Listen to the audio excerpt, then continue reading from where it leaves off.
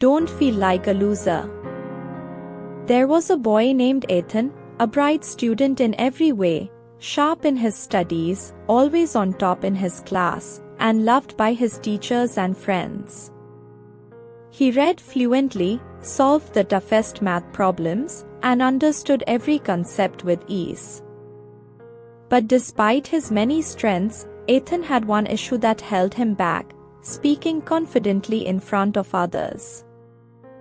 The annual school speech competition was coming up, and Ethan's heart was set on participating.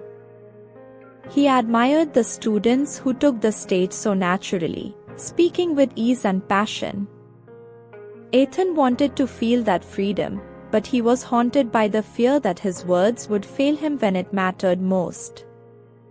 After school one day, Ethan sat alone on a bench, lost in thought, with his face buried in his hands. He was frustrated, feeling like this one flaw was an impossible barrier to cross. That's when he felt a gentle hand on his shoulder.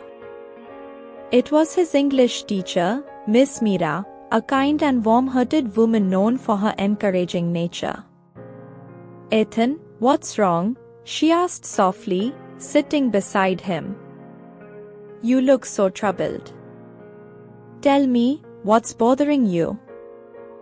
Ethan hesitated, then spoke, his voice barely above a whisper. "Miss Meera, I want to join the speech competition, but I don't think I can do it. I get so nervous when I speak. I'm afraid people will laugh or I'll forget my words." Miss Meera listened carefully, a gentle smile spreading across her face. She replied, "Ethan, do you know that no one is perfect? Every person has something they struggle with. The ones you see speaking well on stage might be weak in areas you are strong in. We all have our challenges." Ethan looked up, surprised. "But they speak so confidently. I wish I could do that too." Miss Meera nodded. "Yes, but remember, confidence isn't something you are born with, it's something you build. And you, Ethan, already have a head start. You are intelligent, hardworking, and thoughtful. Just because speaking isn't easy for you doesn't mean you are a failure. It just means you have to put a little extra effort into it. And I believe you can." Her words were like a light in the darkness for Ethan. He started to see his fear in a new way. He thought about her words on his way home and repeated to himself, "I can do it. I'll try my best. I'm not a loser." That night, Ethan stood in front of his mirror and began practicing his speech, despite feeling nervous and unsure.